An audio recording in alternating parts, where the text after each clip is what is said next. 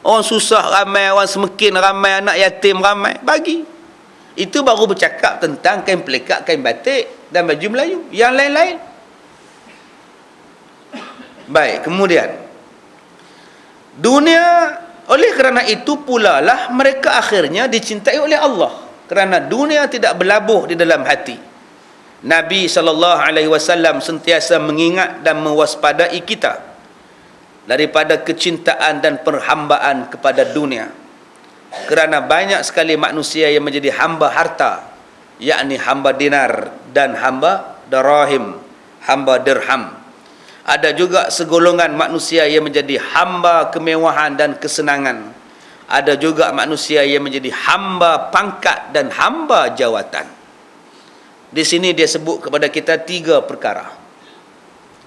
Nabi sebut kepada kita 3 jenis penghambaan yang biasa manusia buat. Yang pertamanya hamba duit. Duit, dia cari duit sampai buat lagu. Duit, duit, di mana kau duit? Cari duit. Sampai dia buat lagu untuk mencari duit. Ada yang panggil dolar, ada yang panggil rupiah, ada yang panggil rupi. Pasal apa? Hidupnya ialah duit. Buat apa pun kerana duit.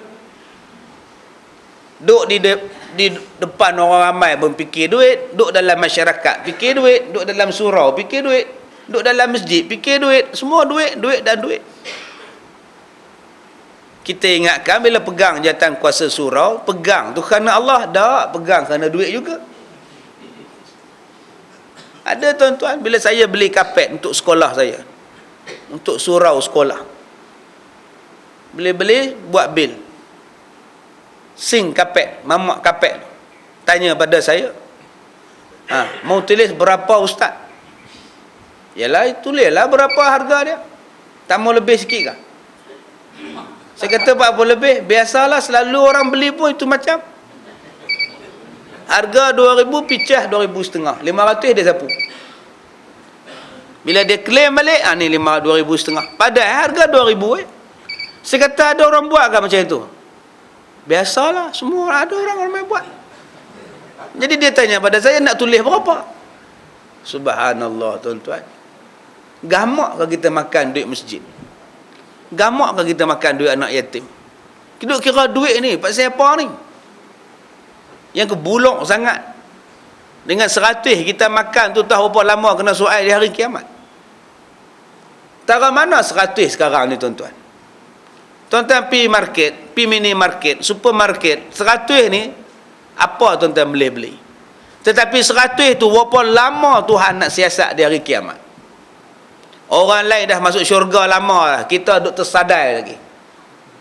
Orang lain dah nikmat dah duduk dalam syurga, kita duduk terperap lagi nak clearkan 100 kita makan hari tu. Tak paksai tuan-tuan, dengan sebab 100 terhalang masuk syurga. Yang kedua, menjadi hamba mewah dan hamba kesenangan.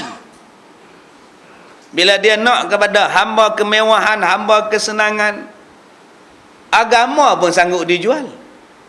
Murtad semata-mata nak senang, murtad semata-mata nak mewah. Maruah diri pun tergadai semata-mata nak mewah. Sanggup jadi pelacur, sanggup jadi gigolo, hanya semata-mata nak hidup mewah. Maka dia jadi sombong, jadi belagak, jadi bongkak. Yang ketiganya, hamba pangkat dan hamba jawatan. Nak pangkat punya basai, sanggup catah mencantas, fitnah memfitnah. Sedangkan jawatan dan pangkat akan awal-awal disoal di hari kiamat. Apa kita buat dengan jawatan yang kita pegang? Apa yang kita buat dengan jawatan yang kita sandang? Nabi bersabda, ta'isa abdud darhim, ta'isa abdud dinar, ta'isa abdul khamilah, ta'isa abdul khamisah, ta'isa wantakasa wa idza syika falantakasha. Celakalah orang yang menjadi hamba duit, hamba dinar. Celakalah orang yang menjadi hamba dirham. Ya, celaka tu Allah sebut ta'isa, celaka. Nabi sebut celaka. Kalau Nabi dah kata celaka, apa lagi? Celakalah orang yang jadi hamba duit. Semalam saya sebut di Kemensah, manusia hanya sibuk membina bangunan batu, membuat pembangunan batu, tetapi tidak mau sibuk membina pembangunan insan. Manusia suka membina batu, tapi dia tak suka bangunkan insan. Batu cukup dah tuan-tuan, apa lagi nak? Surau tuan-tuan, apa lagi nak? Nak bangunkan apa lagi? Tanah pun dah habis dah. Nak bangunkan apa lagi? Pembangunan batu. Cukup dah. Yang kena bangunkan sekarang ialah pembangunan insan. Pembangunan manusia. Tengok kepada generasi muda, tengok kepada generasi yang muda, anak-anak, apa yang kita nak bangunkan mereka? Setengah orang sibuk membangunkan bangunan batu. Kita tengok, tapi kalau kita buat frame depan dia pun cantik juga, frame pempah beribu. Ada orang macam itu. Cat baru lagi, kita cat lain lah, warna ni tak cantik lah, cat lain pula. Dia duduk fikir itu je. Kenapa tak cat manusia? Catlah manusia daripada cat yang pudar imannya kepada cat imannya lebih terang. Kenapa tak dibangunkan insan? Kita sekarang kalau minta, tuan-tuan, siapa nak wakaf untuk buat masjid? Tiang sampai, batu bata sampai, pasir sampai.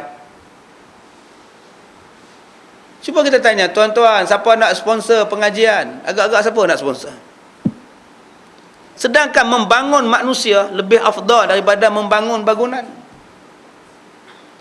Bangunan yang mana ada okey dah. Yang kena bangun sekarang ni orang. Nak membangunkan orang ni perlukan belanja besar.